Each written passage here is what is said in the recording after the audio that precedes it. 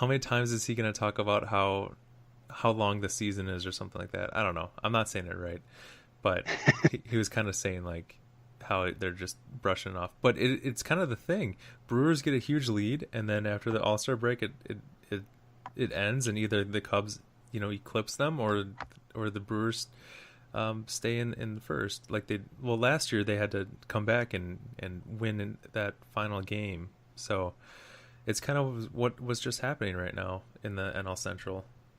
Yeah, and what's interesting is this is kind of the Cubs' MO to start slow and then heat up later. But this is the first that I've heard Joe Madden being on the hot seat, or at least rumors of that. You're talking about the first coach to win a championship in 100 years, and he's going to be on the hot seat, 2 years later. I couldn't see that happening. I think that's way too early. Yeah. How could that happen? What, 11 games in? I'm sorry. That's way too early to be putting anybody on a hot seat. I agree. What is this, the Lakers? Like, come on. Yeah. I don't know if you saw, but Magic Johnson stepped down as of a couple hours ago. Did you see that? No, I didn't see that either. Elder, you moving a couch over there? Or? I know. Hello.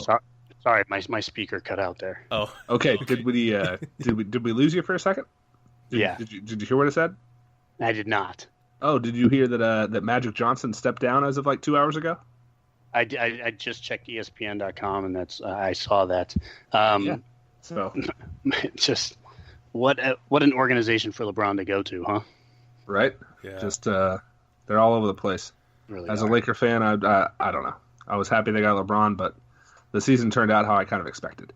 But anyways, back on to baseball. I think my biggest surprise right now is the Boston Red Sox. Defending World Series champs, coming in at 3-9 in their first 12 games. They're already 6 games out of first, which is another kind of surprise. At the Rays leading the AL East, which is those two are probably my biggest surprises as of right now. So I think that the Red Sox may be they are one of the best teams in baseball, regardless of what the record shows right now. They're one of the better teams in baseball. Okay, they have 3 pitchers who have won a Cy Young in their starting rotation. They have a solid lineup led by one of the best young players in baseball, in Mookie Betts. They're going to be okay. I'm not fully surprised by them because if you've seen, and it's been talked about on show after show, the travel that they've been having to do. They just played their home opener today. Yeah, they lost it. I'm looking at their split right now. They're 0-1 at home. They're 3-8 away. So right. I understand the struggle. I get it. Yeah. But it's still to see the defending national chair, the defending World Series champs, to start the season 3-9. As a Red Sox fan, I mean, you gotta be a little, not necessarily worried, because like I said, season they're gonna get back into form, but it's probably not the best feeling. What would worry me is seeing Chris Sale just get lit up. I mean, they weren't getting singles off the starting pitchers for the Red Sox. They're getting home runs. They're last in the majors in ERA, last I checked, and they're not pitching well. That would kind of scare me. I'd be looking at Keuchel as maybe a 4th right away. Yeah. The Red Sox are kind of worrisome, a little surprising. You talked about the AL East being a big surprise. I think you described it earlier as maybe being a little upside down with the Rays on top. But the thing to remember is the Rays had a terrible record early last year, and then they ended up winning 90 games. I mean, the Rays are one of those super talented. They're Padres of the AL East. Super talented young teams. They're just a little bit more proven than what we've seen in San Diego. So they could reasonably make a run at that division. Well, hey, I hope so. I'd love to see somebody else on top of the AL East. Yeah, it's been the Yankees and Red Sox for too long. Yeah, absolutely. Let's get some fresh faces. I know a few years back we were hoping the Orioles were going to be that team. Obviously, that just plummeted. But hey, if the Rays can do it, I'd love to see it. Yeah, as would I. It would be very. I got to root for the underdog, but it would be kind of crazy to see three teams come out of the AL East for the playoffs. Yeah, I think it definitely could happen. I think the same thing could be said for the NL Central. And it happened to the NL West 2 years ago. I mean, the Rockies, the Dodgers, and the Diamondbacks all came out. Yeah, that's something I'm loving seeing in the NL West is the Giants at the bottom of that league. I know they kind of are destroying the Padres as of right now tonight, but hey, we could win some, lose some. But Yeah. I'm excited for the Padres season. I'm excited to see us in that number 2 spot, only a game behind the Dodgers. So there's a couple things I've been impressed with in the NL West. One is the Dodgers just keep cruising offensively. And I say that even though today they got shut out, but they are smashing the ball on offense. But the other thing is the Padres have actually surprised me. Now, before the season, I said I don't see them winning 81 games. I don't think they break 500, and I still don't see them breaking 500. But I think the Padres could make a serious run at 75 wins, which is a huge improvement considering not last year, but the year before, the Padres were worst in terms of run differential in baseball. So Absolutely. To go from that to 2 years later, granted, you spent $500 million in those 2 years, but to being one of the better teams in the National League is quite an improvement. Yeah, definitely. I was kind of thinking about it today, and I kind of told myself that with the San Diego Padres, as a fan of the Padres, I would be happy with a 500 plus or minus five games. If they win 76, I'm going to be stoked. That's a great season in my mind for a team that has shown that they're looking to the future. And obviously they showed that by the early call up, the opening day call up for Fernando Tatis Jr. Basically losing 2 years of control on him by calling him up before June. But hey, so far I think it's worth it. I think the guy's playing well. He's shown that he can hit, and even at 20 years old, I mean he's proven himself. And you know what I think last night in San Francisco they started the infield of the future. They had Hosmer, who's got a long-term contract, playing first. They had Urias, who's the young stud, playing second. Tatis Jr. is the number 2 prospect in baseball. He's playing short and he's 20 years old. And then at third base they have the $300 million man, Mr. Machado. If you can get Mejia to catch, or if Austin Hedges wants to step up and stop batting .230 for an entire season, then you actually have a solid core infield. Absolutely. And I know Urias went 0 for 5 last night, but hey, that's a small sample size. And like you said, it is the infield of the future, and I think it's exciting as a Padres fan to watch it. Yeah, there's one thing that's kind of worrying me, and I don't know if it's kind of building towards the future, but the Padres starters have not made it really past the 6th inning with any success. I'm sorry. I shouldn't say with any success. They have not made it past the 6th inning that I've seen. Yeah. And then it is a scary thing. Yeah. It is scary. So I'm a big fan of Luke Casey, but he's not getting very far. Not a big fan of Lauer. He's not getting very far. I think Paddock's going to be good, but he's not pitching past the 5th. And the same thing can be said for the guy called Margie, because I can't say his last name, Margishevich. He's, they're only pitching to the 5th, and then you're handing it off to a bullpen that's suspect outside of Kirby Yates. Yeah.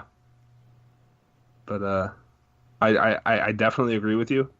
I think next year will be hopefully a little brighter with Garrett Richards coming back from injury. I know that was kind of a random 2-year signing for a guy that was, obviously expected not to play for an entire year. I don't know how much he's going to help the starters, considering that next year we should be able to pull up Mackenzie Gore, and you should be able to pull up Quantrill, and there's another pitcher up that I can't think, but we should have 3 new starters come up next year. Yeah, absolutely. And that's one of those things you got to think, is Andy Green and is the Padres management, are they thinking? I think you're thinking Dinelson Lamet. Yeah, it might be him. Coming back from injury. I know he's expected to kind of be back maybe July And he's got July, the best August. stuff. He's got the best stuff of any of the pitchers as far as strikeout stuff. Absolutely. So I think that's something to be excited about. Is that our pitching is so young, and there's obviously a lot of room to grow, but it is also an extremely scary thing to be like, our pitching is really young. I think outside of, as far as our starting rotation goes, for our starting five, I think they have like maybe 3 years combined major league experience. Maybe. Yeah. That's Joey Lucchesi at a season last year, Eric Lauer at a late season call up. And I think that's it. Yeah, Paddock's got nothing. Margie's got nothing. Yeah, it's promising, but it's promising, but it's a little weak. I can say I wouldn't mind seeing, a Dallas Keuchel signing, but at the same time, I understand why they're avoiding it. I understand that they have these pitchers that they think are going to be those guys coming in soon, but if the Padres, obviously we're not trying to win right now. We have guys under control for years to come. We have the time to wait and develop. So I understand them not wanting to go out and spend another $150 million on a guy like Keuchel. Yeah, and I think Keuchel signs for under $100 million, to tell you the truth. I think it'll happen before July, but I think he's going to sign for 7 digits or 8 digits instead of 9. Yeah, because it's got to be a shorter term contract. He's 36 years old, 34 years old. Is he that old? Yeah, he's not young. I know that. I'm gonna look it up real quick because I said it. I want to say he's my age, which really hurts my soul considering I'm in my 30s. But the thing for me, so while you're looking that up, is if I could talk about the Padres starters. I have been impressed with. I've been impressed with Lucchesi for the past 3 years. I watched him once when he was with San Antonio, and I saw him at a couple spring trainings. He's a stud. Eric Lauer does not have good stuff in my mind. He pitched a great opening day. He does not have strikeout stuff, not dominating stuff. Lucchesi does not have dominating stuff. Paddock, in my mind, does not have dominating stuff, and neither does Margie. So the thing for me is none of them are going to win Cy Youngs. None of them are going to win 20 games, but they'll get you your 12 to 15 wins once the offense starts hitting with runners in scoring position. But right now they do not have an ace, and I think that's what's hurting the starting pitching more than anything. They can't go deep in games, and there's nobody that you can count on to win a game. Absolutely. I couldn't agree with you more. And to go back on that Dallas Keuchel, he's 31. 31. So my bad on the mistake. No, you're good. I knew he was around my age, and I'm glad he's not younger than me. We're both 31. I'll take it. He's a little July 1st. What? He's older than me. January 1st, 88. Damn it. He's younger than you, huh? Yeah, he is. By like 3 months. Man. 2.5 months. It's not a race, man. It's not a race. And he's got a really sweet beard, Alan. You got to start working on that. Thanks, man. Appreciate it. Dude. I'm saying you could get there. You just gotta groom it. Yeah. I don't go to those fancy barbershops. Okay. Yeah. Justin, let's talk about a little Brewers baseball. Heck yeah. Hey, you guys talking about contracts and everything. The thing that worries me about the Brewers is they have some really good talent that I'm afraid when the contracts start coming that they're not going to be able to retain them, such as Kristen Yelich. Man, that guy is on fire. He's on fire this year. They've been able to retain Braun, but Yelich has been doing amazing. The first 4 games, he hit a home run in every single game. It's crazy. The other one's Josh Hader. I don't know if you guys saw, but he had the best half inning I've ever seen in my life. 9 pitches and 3 strikeouts. Crazy. Against the St. Louis You really can't do better than that. Yeah, I don't. Yeah, that's kind of like perfect, right? It's an immaculate inning, half inning or whatever. And the Brewers are in first place, and obviously they're beating the Cubs. It's a long season, though. The Brewers fans kind of see this a lot, and I know we say it's a long season, but I'm very happy with the team and how they're doing. See, Justin, I think that it's a long season. I think that's probably what they were making fun of with the Cubs fan. Yes, exactly. Is how many times is he going to say it's a long season? Right. Yeah, exactly. So. That's what they were trying to say. But it was just kind of fun. And also like doing those jabs early in the season, I'm like, oh man, I hope we don't pay